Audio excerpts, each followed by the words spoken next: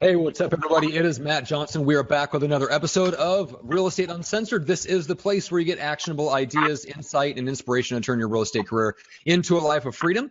We are super, super excited because this is the second episode of the new year. It is 2017, and we're off to a roaring start. I've been on calls all day long, back to back to back to back to back to back to back to back to back to back to back, and so I may fall asleep mid-show and just leave Greg to do the rest of it. So that'll be exciting.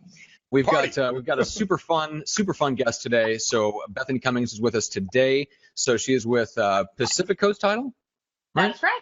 Okay, so we're going to talk about where most agents drop the ball because Bethany has the distinct pleasure of seeing it from the outside looking in and helping agents with their marketing and helping to give some agents a good verbal and emotional slap upside the head and help them get their marketing on track.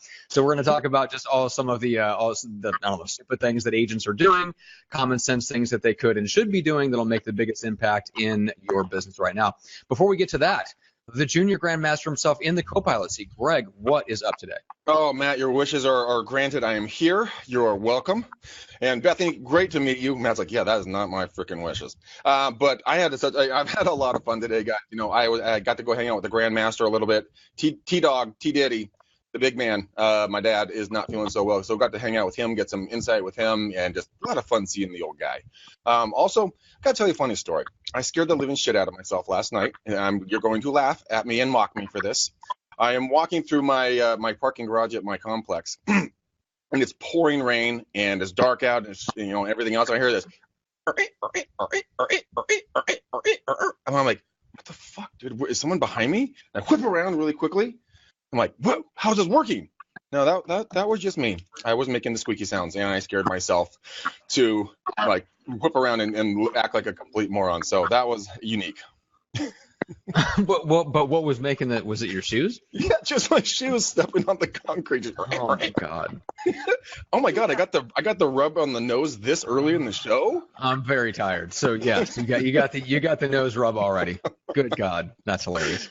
Oh God, yeah, that was my day. But you know what? I'm excited about our guest, man. She referenced the show. She said, "What can I not say?" And Bethany, what did I tell you? You said that I could say fucking A. Yes, I did. So welcome to the party, girl. Yeah, I'm very excited to be here.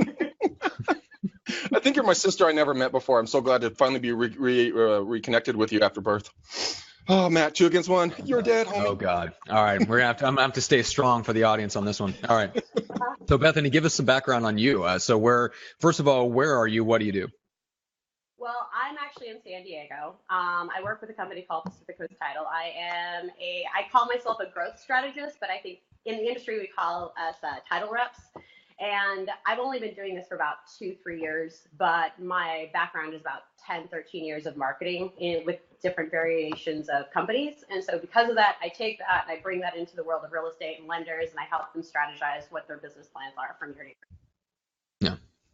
And what I like about that is because that is a strategy that realtors can use as well in building up their referral network of other small business owners. That's something that we talk about from time to time on the show, is reaching out to other business owners and giving them value, not only in bringing them into your marketing, but also just informing these kind of informal masterminds and just helping them with their business planning and business strategy, marketing and things like that to bring value to them so that they remember you and send you referrals, which is that's your game. I mean, that's essentially what you're doing.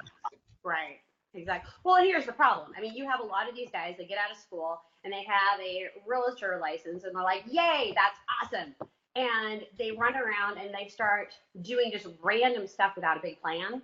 And then they wonder 6 months later why they haven't done a deal, because they haven't actually sat down to figure out what they're marketing. They think they're marketing properties and houses, and they actually don't think about the fact that they're marketing themselves. Mm-hmm. And when you actually realize that you're selling houses, but you're marketing yourself, it actually changes everything. So. It really does. That is a great line. That may be, I think we're done. So I think that's the cue quote of the show. Sounds good to me. I'm going to go take a nap. We're going to stop there. All right. So first of all, thank you to everyone who's watching live, and William and Arne, Marie, Nikki, Martha. So all the people that are watching with us, we got a ton of people. Thank you so much. Go subscribe to the show on YouTube, iTunes, or Stitcher, depending on whether you want the video or audio versions nestled between your ears where we so belong. So deep, yes. So deep, yes. So let's start here.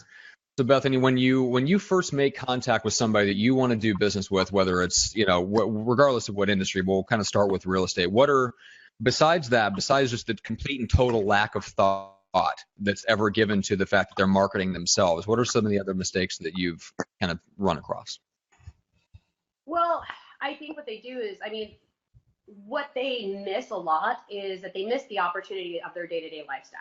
So if I were to sit down with a new person, I'd say, like, what do you do every day? And they say, well, I go to the gym, and then I go to I'm a PTA mom, or I take cooking classes. And they just look at the fact that when they're a realtor, that they kind of put on the badge and they take off the badge, instead of realizing that real estate is a lifestyle. And it's like, you know what, if you're a PTA mom, or if you go to the gym, every single person that you talk to is an opportunity. And you don't want to be annoying. You don't want to be the chick that like does the Tupperware classes and just like is always like, hey, by the way, I'm a realtor. You actually want to just kind of just be in people's faces and just be like, hey, and be helpful in whatever you're good at. So I think a lot of people, they drop the ball in actually like presenting themselves and whatever they're best at. I mean, if you were a veteran, or if you are a PTA mom, that is a whole entire farm of people that you can actually reach out to. That's just one. And once you kind of grasp that, that's one thing. I think the other thing is people are not consistent. If you look at marketing, they say that if you do online marketing, it takes around, like, I'm sure you guys have all these statistics, but it takes like 12, 13 touches online for a person to realize that you exist. It takes 4 to 5 touches in paper that make a person realize that you exist. It takes about 3 times that you say, hi, how are you? I'm a realtor, that it starts clicking. So that's just like basic selling and psychology. But so what people might do as a realtor is they go and they do a farm. They go and they say, okay, well, I'm going to go put out 500 flyers. They do it one time, and then they go to their office and they wait for the phone ring. And they wonder, why is my phone not ringing? And they look like the guy from Raiders of the Lost Ark. And then they're like, okay, I got this. I'm a master. I'm going to do it 2 or 3 times. But they don't realize that the psychology is it's going to take them a minimum of 6 or 7 times before that phone rings, probably even one time. So it's having the long-term goal of, okay, I have to do this X amount of times, inconsistency. And so instead of saying I'm doing it tomorrow and I'm never going to think about it again, like I'm doing it tomorrow and next Friday and next Friday and next Friday, and being consistent with that plan and actually having like the 6-month plan or the 1-year plan outside of just like, what am I doing tomorrow? So that's one of them. You know, I do. We talk about that a lot on the show here. We talk about consistency. We talk about marketing and planning and what you're doing on a day-to-day basis. I mean, I do a lot of live prospecting, and I'm honored I get a lot of people to watch that. And it's fun to watch them get inspired to go out and do it themselves, because they see that it's not hard or scary. Because I think with the way that people are conditioned, they think that, you know, prospecting and farming and, you know, marketing and everything is going to be. They watch too much fucking, you know, HGTV, and it's like, oh, bing, I got a perfect buyer, and bing, I got a perfect listing, and the house is bing, perfect. It's like, fuck that. It's not how the shit goes. But then you get into it, it's like, oh my God, I have to work. That horrible 4-letter word, work. But they don't know where to go. They don't know where to start, because the entire time in this business, if you want to learn how to do this business, you have to pay the piper. You have to go pay hundreds and hundreds and hundreds of dollars for minimal, you know, return on your investment. And then they wonder, well, why am I not growing faster? Because one, we have to all go get coaching or training. We have to go talk to a guru, you know, to make it happen. But in today's day and age, they're so conditioned like that, they don't know they can just go out there and get it for free. I mean, I told this the other day that, you know how you get a 20-ton fucking elephant to stay there with a little string tied around his ankle? It's because when they were babies, they had a big rope with a big spike, and the elephant was conditioned that they couldn't move that string. That's the way agents are conditioned today. They're conditioned to the fact that they have to do it a certain way. And like you're saying, the things that they're involved in, that's their unique power. That's their special power. That's where they can really go deep on, but they don't see it as that, because it's not sitting in the fucking office. And the office is not where you're going to get your leads. The people are not here. And I love how you talk about that. Well, it's just kind of thinking of the big plan. And it's also understanding, okay, well, when I go out there, what the fuck am I going to talk about? Like, I'm going to knock on the door, they're going to answer, and I'm going to be like, here's a flyer, bye. It helps if you don't make eye contact and run away very quickly. I find it's very, very effective.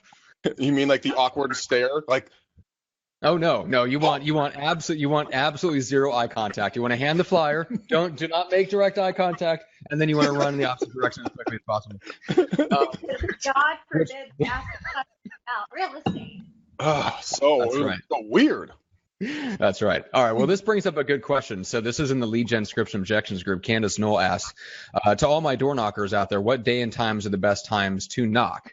I have a listing that received multiple offers within a day, and I want to canvass the neighborhood for more motivated sellers. So let's tackle that one real quick, Greg, before we get back into the marketing stuff. Run that again by me. Sorry, I wasn't paying attention to you. Days and times are the best for door knocking, where you can actually talk to a real human being about real estate.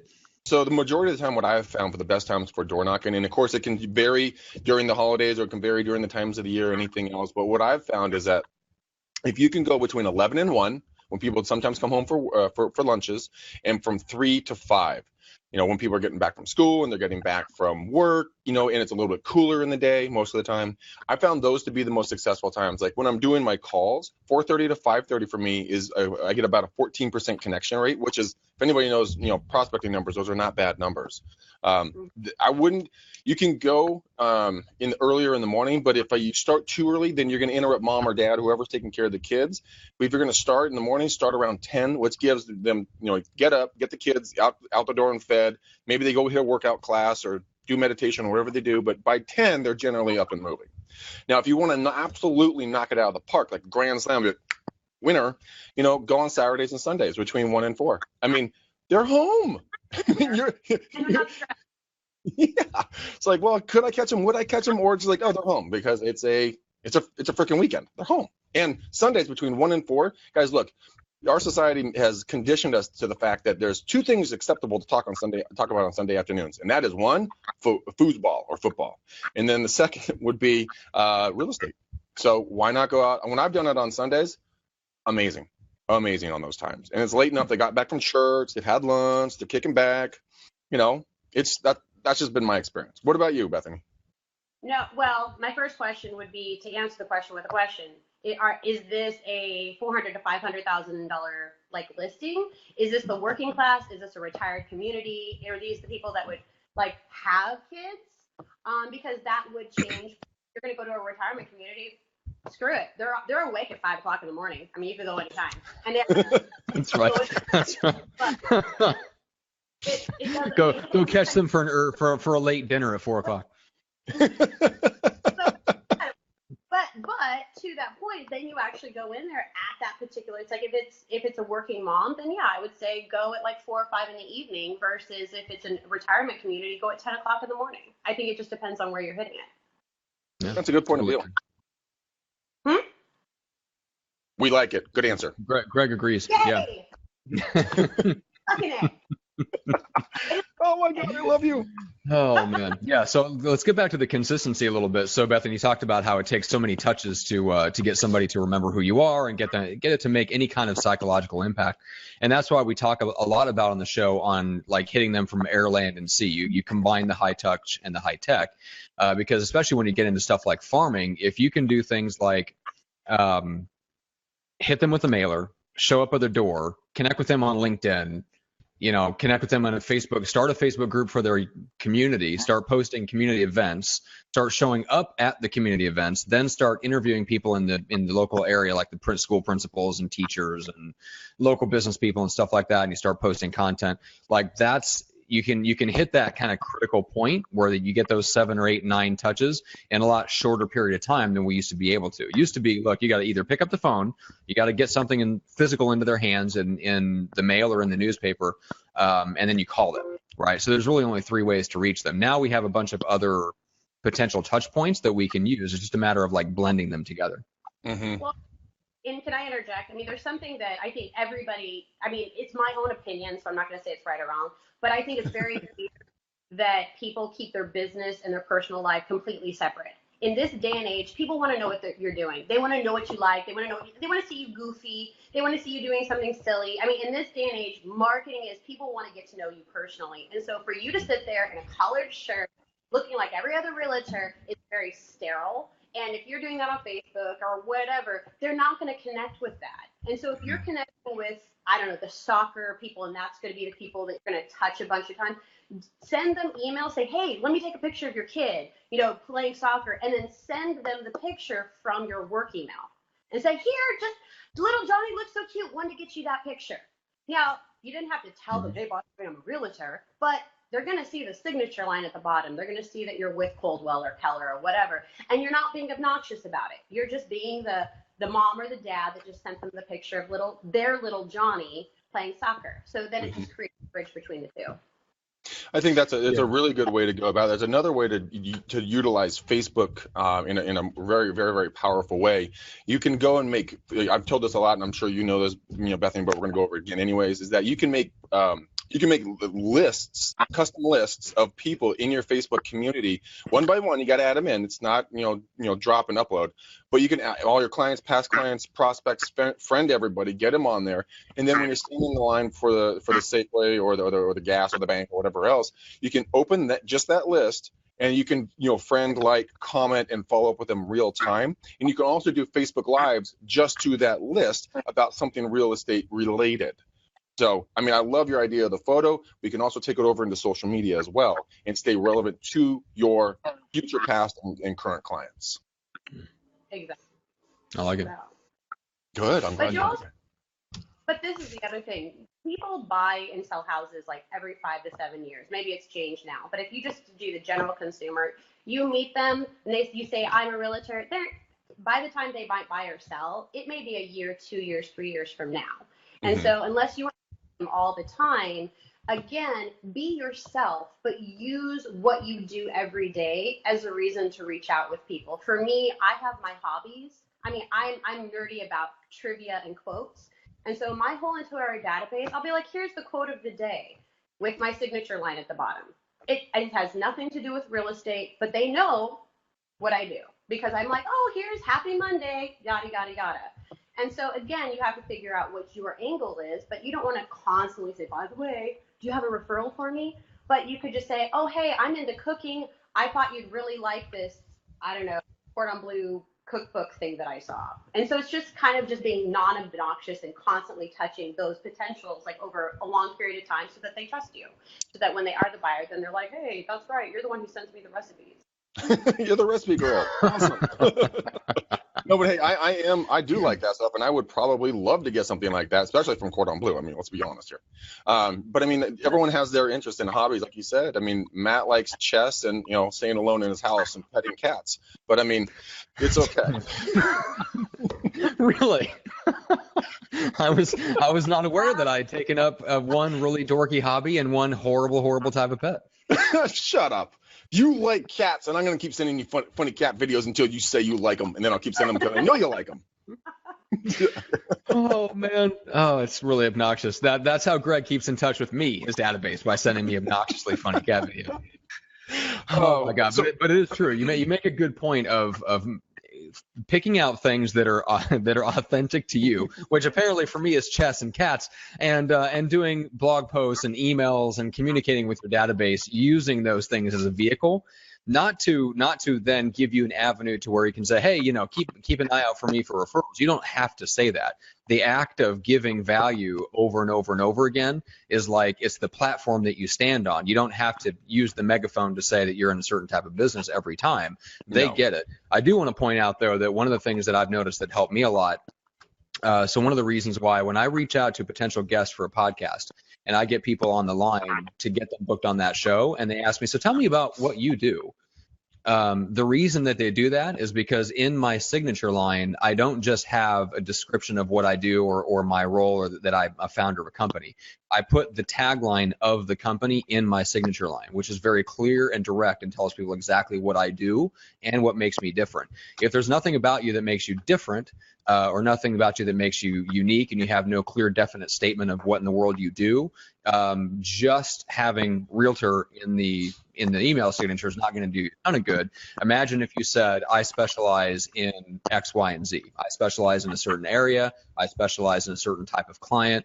I love to help first-time home buyers get the house of their dreams in the Carlsbad and Cardiff area. Great. Now I know exactly who I can keep an eye out for you for. And if I don't fit that bill, at least I know that you specialize in something and you're not just someone that helps everybody anywhere all the time, which is really nothing.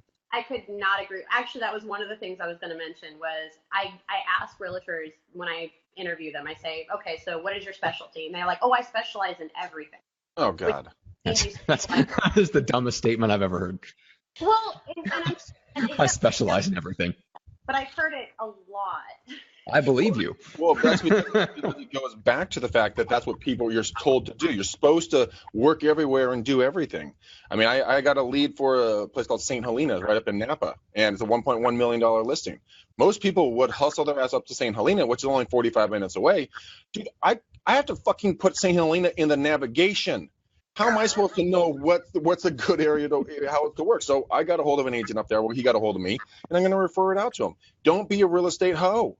Right. Go an inch wide and a mile deep. And an inch wide could be maybe a couple of cities, but it's sure as shit not going to be the whole damn bag. What are you laughing at, Johnson? That's Arne.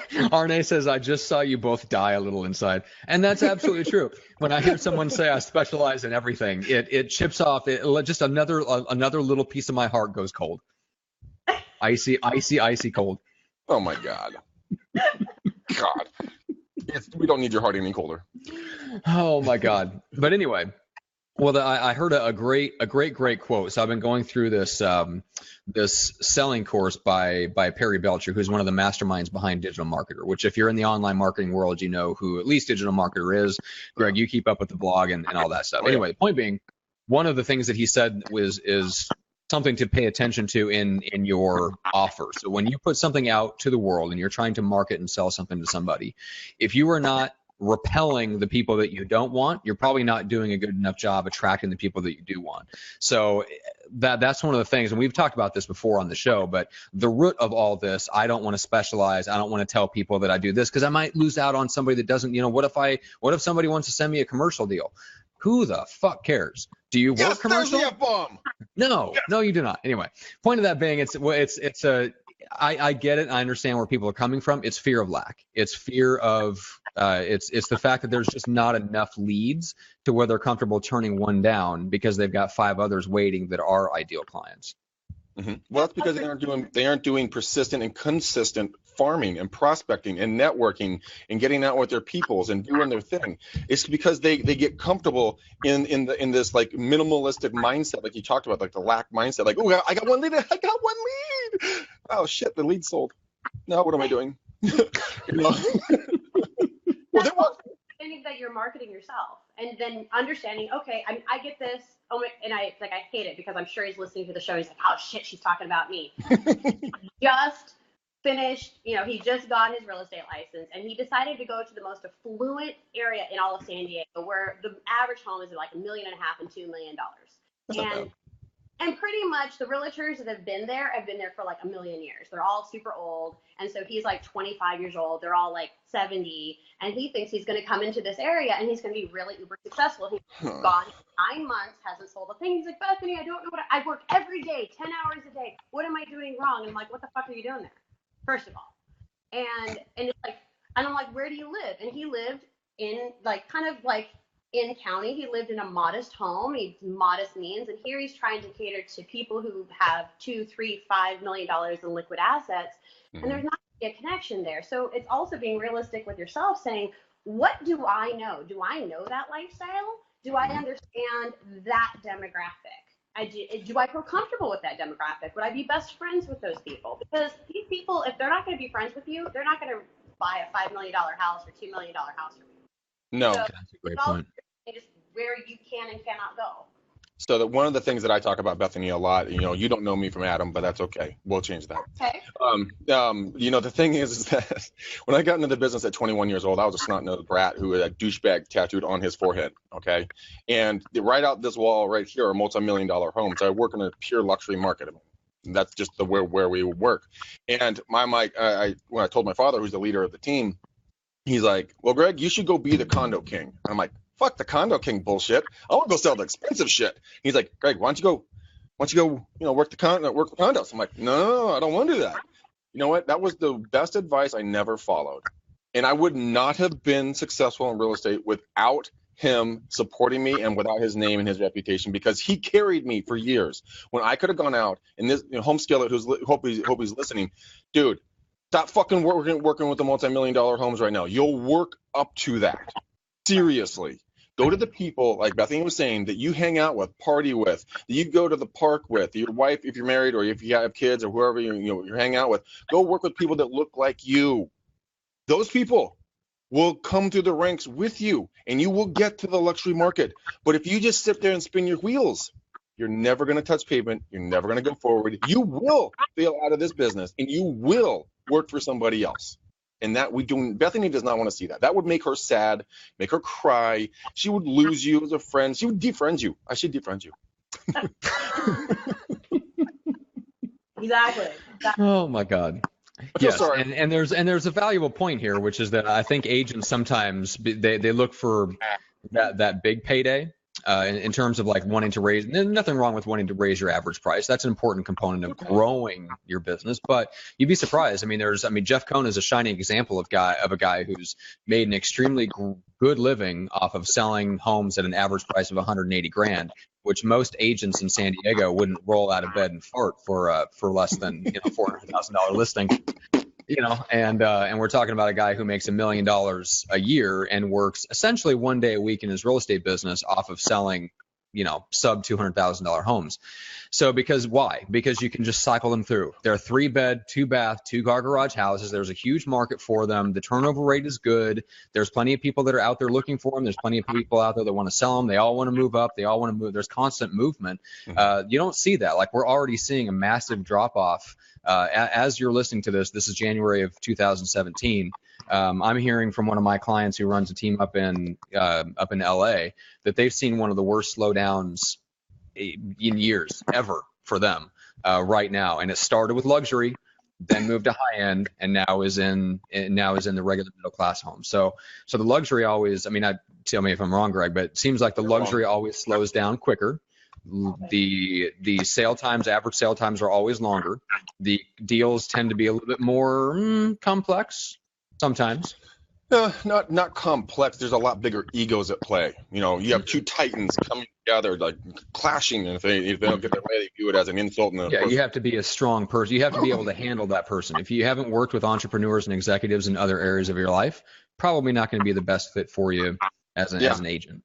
No, that's 100% true. One of my first clients, he was a high D, high I. His D ate his I. He was straight D. And he would tell me, Greg, you're a fucking idiot. This isn't the house for me. I'm like, you're a fucking idiot. This is the house for you.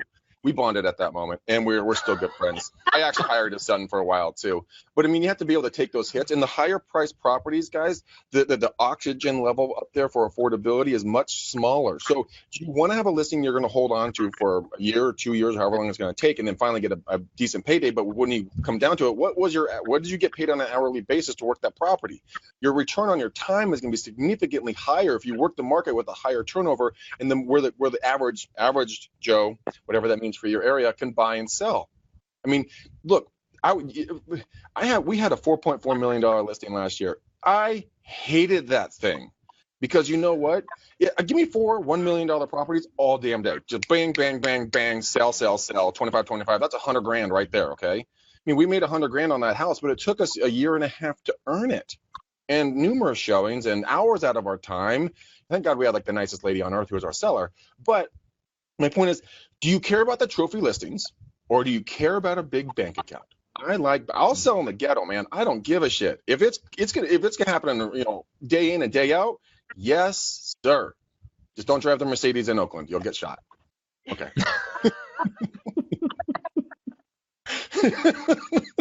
I was literally told that, by the way. Oh my God. All right, so don't try the Mercedes in Oakland. All right, Bethany. So any other mistakes, any fun stuff you can share with your experience dealing with agents? Let's keep on riffing. I like this. This is good.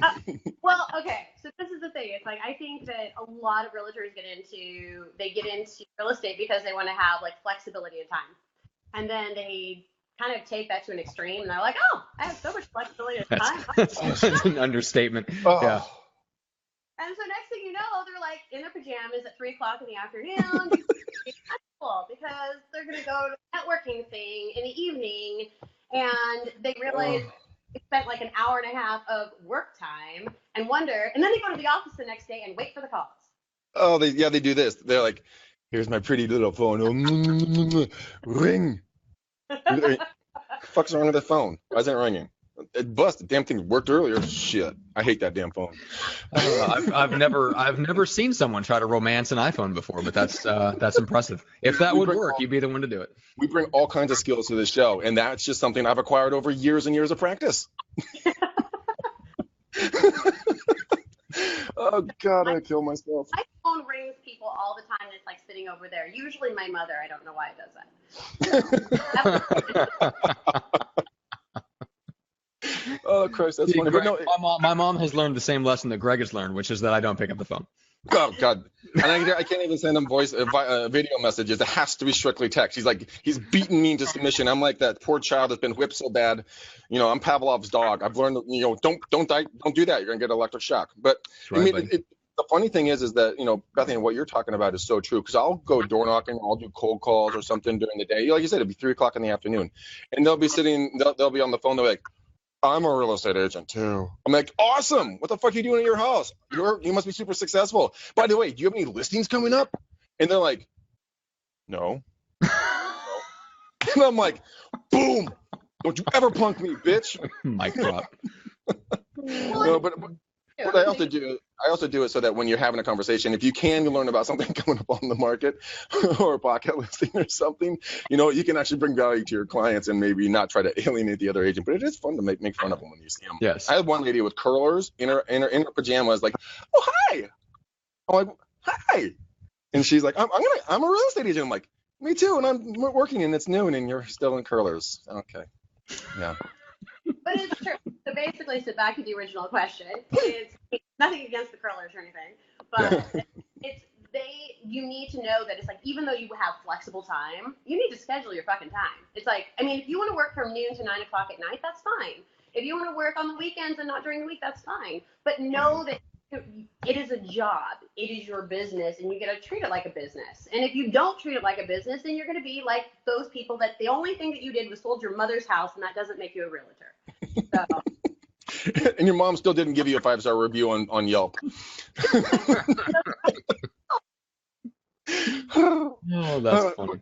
No, but Yeah, I mean, that brings up a very valuable point, which is to look at the business as a business. There's something I wanted to bring up real quick, which is I'm sure you run into this, Bethany, because you're a proverbial shoulder to cry on for agents, right? Which is I think a lot of agents get into the business and they come from other areas. Either they come from some other type of employment, they come from the corporate world, they come from something where they were an employee, right? So they look at their real estate broker, their brokerage, their company, whatever, as their employer.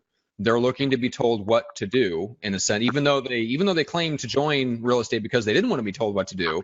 They need to be told what to do, and they expect their broker to do that, and then they complain when they don't, and they complain when they don't get the support that they need, not realizing that essentially a broker is just a place to hang your license so that you have the right in California to start your own business.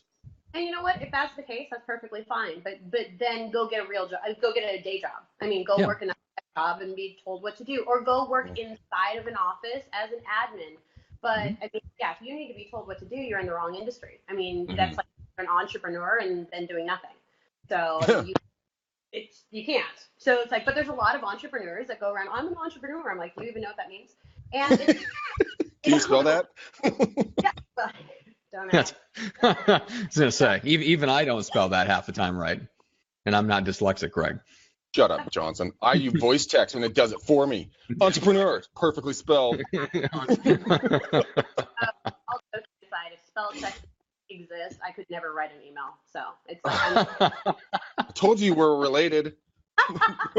Oh my God. Yes, but all right. So riddle me this, Bethany. How do you structure your day? Let's start with kind of your morning routine. Oh, for myself. Yeah, well, for you. For myself, it's a little bit different. Mondays is usually after my social weekend, and I'm an extrovert, so it's like my weekend is very much farm. I go out, I make friends, I can go to a party and I can like meet the CEO of whatever. And on Monday, I'm going to make sure that I chit chat with him about something. And so my Mondays is kind of like after my farm weekend. And so it's just very much in my office, sitting, writing emails, structuring my week, calling, making appointments for the whole entire week. Then Tuesday, Wednesday, Thursday, I basically go out, I visit my clients, and it's pretty much out kissing babies, shaking hands, doing what you got. And then Friday is basically the same thing, where I'm just kind of wrapping it up and doing all the admin, boring stuff. So it's, and I do that because I have to. I am very, very extroverted, so I have to structure the stuff that I hate doing, which is sitting in front of a computer and typing in things. And if I don't have it structured, I will push it off into like 2018 or 19. Nice. Yeah, I do the same thing. I cannot do it. Yeah. You hate it, Greg. So Bethany, what's the next step for you? Like, are you looking to take on an admin person that can help you with the stuff that you don't want to do to free you up for more appointments? Yeah, absolutely. I mean, that would definitely be something that I would want. I think one of the best things that even a realtor can do is find somebody to do something that you hate doing so that you can get free to do the stuff you're really, really good at. So absolutely. That's something that's a 2018. I'm putting that on my list. Thank you. Hey, this is called a pen. Write that down. Okay. Remember that then. But the thing is that I'm always trying to time and life hack myself. I'm trying to work myself out of a job. Right. So I go out, and if I find something I don't like you said, Bethany, or I maybe my time is getting too tight but I know I need to do it. I go find people. Hey, so I found my boy Phil with Talent Prospecting. Dude, home skillet. That's 10 appointments a week for me, not leads, appointments for me a week, guys. And so now I can feed my growing team. My admin, my team manager, the steel trap, the Eileen, she's pregnant with twins. He got one, and the second one was free. And she's going to be bailing out in April, May, or something like that.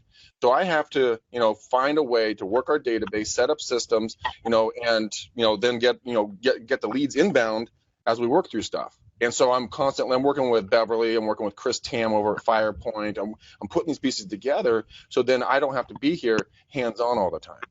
And I think that, Bethany, what would you say? And I'd love to hear this point of view from you, because you talk to a lot of agents. Mm-hmm. What are some of the common themes that you hear from agents that they hate to do? And prospecting doesn't count. That's like a universal, fuck off kind of thing. But besides that, what do they hate doing? So like not the cold calling. Yeah. What do they hate? I think most of them don't discipline themselves to do follow-up, and they don't. And I can't say anything because it's my weakness too. To actually put it in your database and say, oh, by the way, this is their birthday, this is their kid's name, their dog's name is Fifi. They have a whatever car, and putting in little things about them so that if you see a car show and they're a car person, you say like, oh yeah, I thought of you. Here, I just want you to know that there's a car show in Del Mar. If they're a dog person, saying, oh, I saw this really cool dog park, maybe you want, or this dog thing that just opened, maybe you'd want to take your dog there. It's basically really personalizing the profile of each one of your prospects so that you have reasons to reach out without acting like a stalker. So hey, I know that you like little kittens. I saw a kitten. Here you go. Yeah. I would qualify as a stalker, in my opinion. Oh, my God.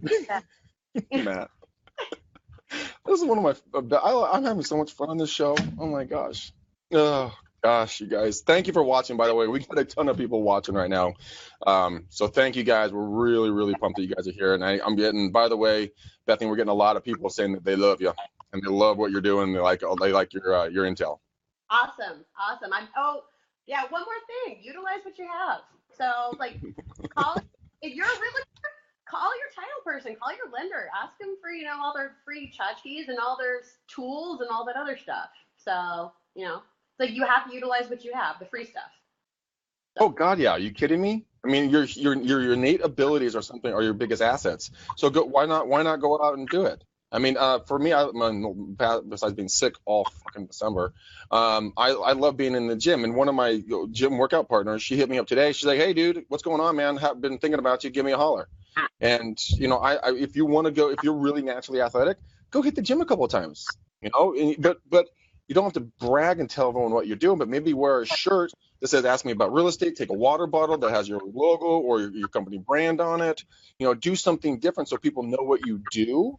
Because if you sweat next to someone long enough, they're gonna build a bond and trust because you guys like the same things. I mean, I had one of the ladies in the class come up to me. I don't know where they got this from. She's like, "Greg, what do you do for a living? Are you like a fireman, firefighter, police officer, ex-military?" I'm like, "No, I sell real estate." And she was like, "Oh, dang it. My husband and I just bought another investment property. I wish I had known." I'm like, "Son of a bitch." So disheartening. Really? But you know what? Did somebody actually mistake you for ex-military? Come on now. Dude, you can see that. Come on. Don't you hate? Yo, Bobby's on the show. Bob Deasy. I was just talking about you. Yes, and they did mistake me for my perfect physique, which is not so perfect right now. It is a very jiggly. Anyways, let's get off this topic. I feel uncomfortable, Matt. You made me feel uncomfortable now. Oh my God. All right. So as we come into 2017, so obviously we got, people are kind of revising their yearly plans and stuff like that. Bethany, I'm sure they're kind of coming to you and looking for help, and you're helping them like sit down and kind of revise their marketing plan for this year. So any common thread to what you've been telling some of the people that are in your network? I'm sorry. You know what? I was just plugging in my phone as you were. Yeah, I know. So like, ask me the question all over again. I'm sorry. Yeah, so I know you've got a lot of people that are probably in your network that are revising their yearly plan. So what are some of the things that you're working with people on doing in 2017? Like as they kind of figure out their yearly plan. I'm doing a program with them right now, which is more about them doing like a visualization board and like actually breaking it down and saying, okay, tell me what you want and be specific about it. Be specific about what you want. So do you want a new car? Do you want to flip houses? Do you want to go on a cruise with your family? Whatever it is, write it down, because we have this psychological like resistance to writing things down because then you're committed to it. And then like actually putting together your list of things of what do I want? I want to get a new house. I want to have 3 cars, whatever it is. Make sure it's tangible, make sure it's specific, and then really, really work. Basically, you build the vision and then you build the structure behind it to get to it. And so really good. That's something that I'm actually working with all of my lenders. We're doing programs all of the month of January and February to sit there and say, okay, guys, sky's the limit. The only person that's holding you back is you. So tell me what you want and let's figure it out. And once you have a vision of why you want it and what it is, then creating the structure to get to it doesn't seem that hard, because, okay, you want to make $500,000. Okay, well, that means you got to do X, Y, Z to get there. So just creating a vision is basically what we're doing the next couple months. I'm really big on that myself, to be honest with you. I was listening to a Lewis Howes podcast the other day, and he broke down his 5 things that he's going to be working on. I'm like, dude, okay, I'll work those same things. Then he led the people who watched that podcast to a short little meditation. Dude, I came out of that thing feeling so stinking good. So I went into my calendar, and like you, I write my goals down very specifically. I have them posted right there. And I have a vision board on Pinterest that I look at and I meditate on, and I put positive energy out to. I really spend a lot of time on this because I think that, like you said, if you don't know where you're going, you're never going to get there. If you want to make $500,000, but you work an hour a day, home skill it, you're not going to get there. But it's like mental masturbation. You feel good. You know. What do you call it? Mental masturbation. Love it. I love it. I'm writing that down. See? So I went into my calendar, and I'm looking at it right now, and I have blocked out gym 5:30 to 7, meditation and goal reviews from 7:30 to 8:30, in the gym in the office by 9 to 9:30, and then my day takes off from there because I've got off the path. I got off from doing that on a continual basis, and I saw things slip in my life because I wasn't focusing on them. So guys, what Bethany said, you need to really hear. She said something very, very profound right there that a lot of people don't do. You don't say, I want a new car. The universe doesn't know what that means.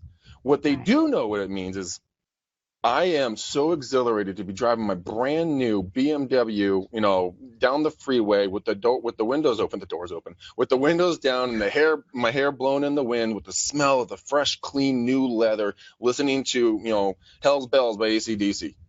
But you feel it, you know it. What color is it? What color, the exterior? What kind of rims do you have? What's the interior? Do you have a wood grain steering wheel or not? Do you have a sunroof or not? What Right. year is it? I mean, really Right. get specific and write it down as if it's today.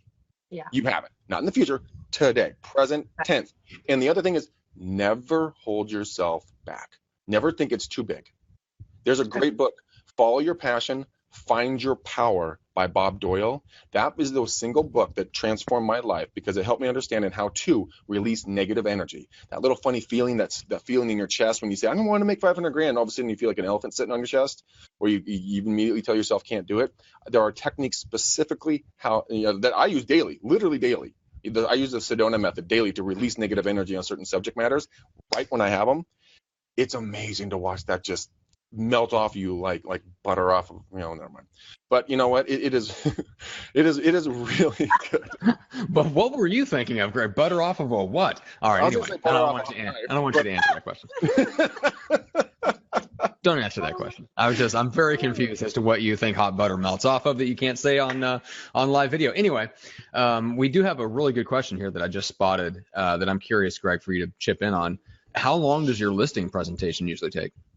About 30 minutes. But hold on. Where was it? Michelle, the book is called Follow Your Passion, Find Your Power by Bob Doyle. It's about a 4-hour audiobook. It's really good on audible.com. Anyways, so I've talked about the listing presentation. Literally, guys, it's all about mental attitude. I do power poses before I go in, so I get myself in state. I know I have my little shiny book. Everyone talks about it. We'll do a show on this thing, but it comes in. And this thing is nice and thick and heavy, and sounds good when it hits the table. And I just start talking as if it's happening. I ask the timelines, expectations. What do they want out of this? What do they need? Where are they going? When do they want to get there? How do you want to communicate? Who's the person I should communicate with? I already act as if it's here. It's mine. I own it. No one else is getting that listing. So a lot of people get caught up in the minutia of the listing, the listing of presentation. God, if I can talk, because they think it has to be so perfect and they have to hit all these points. Look, just go make a relationship, a positive bond with these people, and act in their best interest. If you can be there to serve them and guide them and protect them through this process, and that time is now, great. But if it's down the road, great. But you have to protect your clients, and you have to go in with a heart of service and not a heart of greed. So I always say, don't have commission breath. They'll smell that shit in the driveway. But that's, and I was sitting talking to this client today, actually. I knew if I pushed them, just whoop, I could have pushed them out and got them to do something. But I read it in their eyes that they weren't ready, and that they weren't ready to say goodbye to this portion of their house of their life. So I said, you know what? I don't think this is the right time for you guys. I think that this is not. I don't think you guys should sell right now. They're like, really? I'm like, yeah, really. This isn't what's for you. But let's talk about when it is. Do you think you could keep me top of mind? They're like, oh my God, yeah, you're the only. Oh, for sure, we're gonna call you. And it's because it's being different than the rest of the vultures that are circling the client. Now, if you get beat out because someone else is a fast talker, might happen. But you know what? The law and the universe is going to pay that person back who took advantage of someone in a negative way. If you treat people with love and respect, if you treat people and act the way you'd like to have your family treated, if they were to sell or buy a piece of property in another state, then you know what? Good things are going to come back to you continuously. I think I went way off the topic and got philosophical and shit. I love this topic. I could talk about this all day. All right, girlfriend, you're up next. Go. No. I was just saying 2017, people. Oh. I mean, my God, it's January. What is the date? January 4th. something. 4th. It's like everybody better have their resolutions, and it's like it shouldn't be like, oh, I'm going to lose 5 pounds. What the fuck does 5 pounds do for you? It should Self-worth. be like I want to have a more I want to go run a marathon. I want to be in the same size as my kids so that we can go shopping together. I want to have better quality of life. No, okay, don't joke. I do that because I have a 16-year-old daughter. So it's like, I want to be a cool mom. It's like, I try to say, no, I'm serious. I know it's a dumb thing, but it's like, hey, I want to be a cool mom. It's like, I want to go shop in the same section. But But the point is to your point, you should be very, very, very specific about why you want it. A lot of people do it and they don't know why they want it. And so it's like, okay, you want to make $500,000. Why? Like, what are you going to do with it? And if you don't know why you want it or why you want the car or what the car feels like or why it's so important, you're not going to do it because basically your subconscious is going to just knock it out as like, it's not that important. So like to me, I think your why is the biggest part of that. I mean, to everything you're saying, I completely agree, but you have to make sure your why is big and very specific. Yes. So, Yes, and there's another part that I want to bring up here, and a lot of people do it in reverse. So they people don't ask for what they truly want. What they ask for is the vehicle to get them there, right? So instead of asking for that big beautiful house on the lake, you ask for the money to buy the big beautiful house on the lake. When you don't really want the money, you actually want the house. So ask for what you want, not for how to get there. right. And that's something that I think a lot of people, I'm guilty of doing that. I mean, are you kidding me? I mean, I do want a lot of money, so that is actually something I really do want. But I do ask for the things that at the end of the day, like I do want a big house on a lake. You know, I can go. I've written like 10 pages deep on detail. I know exactly the layout of my kitchen and what appliances are in there. Okay, I know how many steps it is to my fire pit in my backyard, and how many steps and how long my dock is, and what kind of boat's going to be sitting out there. And it's going to be airlifted, by the way, just so you know. You know, you better invite us. Like, I want to go. We're coming. Like, get that shit going. I want to come. That's why I keep telling Matt. I'm always have big goals, and Matt's like, you get down there, goals, boom, and I'm like, the violence. Why would you kill my goals so violently, Matthew? Whatever. It's important. You know what? I just don't like your big goals when they translate into big requirements for me that I have to do and that don't require anything of you, Greg. Matt, I'm the visionary in this. We know this. No. See, that's the problem is we're both visionaries. I just get sucked into being the integrator because you absolutely refuse to do it, and somebody has to get some stuff done. Matt, I would never take away what you love to do. I would never do that to you. Yeah.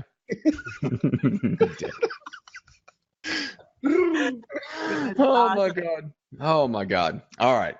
So yes, what is that quote? If your why is strong enough, you'll figure out the how. The how will show up. Yeah. The how. I think when you mention people that have the big goals and then they can't articulate what they would do with the money, Bethany, I think it comes down to, in that particular case, a lot of it is two things: either ego. They want to upgrade their peer group and they want to fit in with that next level of people up from them, or they are trying to meet expectations that have kind of artificially been set by other people. So we talked about that. We did an interview with Matt Aitchison here a while back for the Pursuing Results podcast, and that was one of the things that he touched on. He was talking about the book Essentialism by Greg McKeown, and that's a whole process that he went through of being like this rising star in Keller Williams and being put on stage and all the pressure of, well, now that you're at this level, now that, take your goals and double them, take your goals and double them, take your goals and double them. And in fact, our guest on Friday, Hank Avink, is going to talk about that a lot too, because if you don't understand, if that's not a goal that's intrinsic and really rooted down deep in you, you're really setting yourself up for a lot of heartache if you just chase goals that are set by other people, because you achieving those goals makes them look good. Mm-hmm. Right. And we have a lot of that in real estate, especially if you get into a company like Remax or Keller Williams, that one of the ways they recruit is by promoting the golden boys and the golden girls who are doing well and put them on a stage and make them an example for everybody else, right? So we're going to talk with Hank about that on Friday, because his big new program is called 36 to Life, which is how, from his perspective, the vast majority of agents would be happy and fulfilled and successful by selling no more than 36 homes a year, and then just reducing their work hours and increasing their average sale price over the years. And I think, Bethany, you probably agree, that's probably most of the agents that you work with would be ecstatic to do that. Absolutely. And again, I mean, again, you are speaking to, sometimes people's goals isn't to make a lot more money. It's just to have more freedom of time. They want to spend more time with their kids. They want to spend more time in their hobbies, whatever it might be. And that, if that's your goal, then great. Maybe it isn't monetary wealth. And it's like, well, how are you going to get there then? So, but yes, I agree with you. I completely agree. It's so sad that if I see Bethany's dream board and she has a Ferrari and a house on Malibu, and I have, a bike and I live on an island and I run a bar, and I'm like, my goals aren't very big. I gotta change it to hers to be cool. No. This is not a popularity contest, people. This is you being true to yourself because you know what you want, and someone else doesn't want what you want. Awesome. Less competition. Right. Go after what you want. I mean, I know exactly what I want, and if other people want it, cool. That's okay. I mean, hot chicks, cool cars, nice houses, and flying private jets, which I don't own, or way far away from. But it'll be something down the road. I mean, truly, I know that Matt and I share a goal. We want to internationally change the way real estate is done and influence tens of millions of people's lives on a monthly basis so that they can live the life of their dreams and be who they should be, not who they're being made to be. And if we can play a role in that and make the world better, that would make one of our goals, along with a few others we have set, achievable and attainable, and we're working towards that now. So just think about that, you guys. You don't want to go as deep as what Bethany and I and Matt and I are talking, but you can try. Sorry. Yeah, I guess we kind of deviated from the original topic. Sorry about that. Just a little. Yeah, we had a very loose topic for today. All right, guys. So first of all, let's talk. Bethany, tell us how people can connect with you. Oh, well, they can call me. My phone number, my email. I mean, I don't know. How do you guys usually do this? Do you have a website or email where it's best to reach you? If you go on www.pct, that's an acronym for PacificCoastTitle.com, you'll have all sorts of training videos. You'll see all the forums. You'll get to know a lot more about my company. You can connect with me through that. You can email or call me for anything. I'm the type of person, I don't care who you're working with. Sometimes you just need a little boost and be like, what am I doing wrong? Can I just get maybe just help from you for the next quarter? I'm more than happy to work with you. You can be in Montana, you can be in Alaska. I don't care. I'm just here to help. I love marketing. I love what I do. I love helping people. That's awesome. That is truly, that's a heart of gold right there, guys. That's the type of person you want to work with. Yeah. And that's why we associate with you. Aww. Matt, anyone you want to shout out to, my friend? Yeah, Jared Gross says this is his first time reading through one of Bob Doyle's book, and said that he changed the way he thinks. Mm-hmm. So good. I have not read that book, Greg. I need to pick that up because you keep telling me how it's changed your life, and I still have not read it, which is very odd for me. I usually go out and buy, when somebody recommends a book, I usually just throw it in my Amazon cart and order it almost immediately, and I've pretty much ignored you on that for the last year and a half to 2 years. I know. Now I'm truly hurt inside. I know. Exactly. That's what I do. I hurt Greg's feelings. All right, guys. So first of all, subscribe to the show on YouTube if you want the video version. Subscribe on iTunes and Stitcher to get the audio versions. We have a brand new Facebook group. So just search for Real Estate Uncensored. Go join the group. As of right now, it has a little over 1,800 members. And so go check that out on Facebook. You can also friend Greg. You friend me. You can friend me under Pursuing Results. You can follow Greg because he has 5,000 friends. He's very special. You can only follow Greg. Short bus. Very important. Short bus special. Yes. That's right. So I'm not as special as that. So make sure that you follow us on Facebook, follow us on Instagram. Greg is McDanielCallahan.realestate. Mm-hmm. I am also Pursuing Results, as I am across everything. So that's the best way to reach out to us. You can get our free gift, which is Greg's favorite scripts. That's a PDF download with links to all the scripts where Greg actually goes through each one of them so you can hear the phrasing and the tonality. That's on the website, McDanielRealEstateSystems.com. So, guys, with that said, Bethany, thank you so much. This was awesome. Greg, what have you got to do? I'm like, why are you shutting me out, man? I didn't know you had anything else. I have lots of things. So, hey, guys, our Facebook guys, it used to be known as Beast Mode. James Festini. Dude, we are honored and humbled, man. Thank you for, giving us this beautiful, wonderful opportunity to have our own group. And like we said, guys, go to our group. It's Real Estate Uncensored. It's in the Facebook group section. James Festini, again, man, much love. We really, really, really appreciate what you did for us. What, Matt?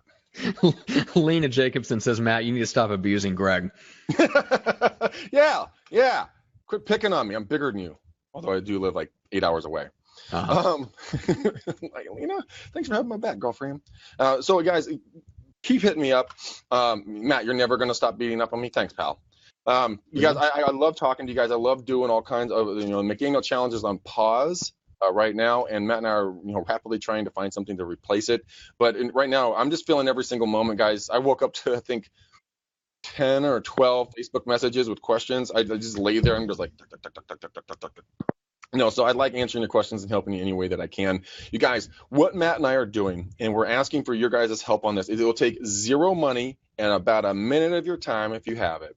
Anyone that you guys know that has a Facebook group that has to do with real estate, we are now being able to broadcast into multiple Facebook groups simultaneously, and we would like to bring and grow this show. So if you guys get value out of what we do, please contact me on a Facebook message. Connect me with the group, admin. I need to get full admin control, and I'll explain all about them. Access, not control. Access, admin, yeah, access. Sorry, wrong word. But yeah, I'm going to dominate you. That's right. But we would love to talk to them. Big, small, it doesn't matter, guys. We want to grow the show, so please help us grow it just by connecting us with a few folks. What is that smirk? just the conversation. Mostly Lena, who is now running to grow, sign up for the group and says, just we all know the true Matt. I don't know if that's entirely true, but sure, why not? Lena's got my back. She's just right hooking your ass. Just pop, pop, pop. Oh man. Okay. And yeah, and you guys, Facebook, follow me. And I'm gonna do live lead gen here in a little bit, guys. So we'll come back and do it all again. All right, guys. Thank you so much. Thanks for watching. We appreciate it. And we'll see you guys on Friday, 11 a.m. Pacific, 2 p.m. Eastern.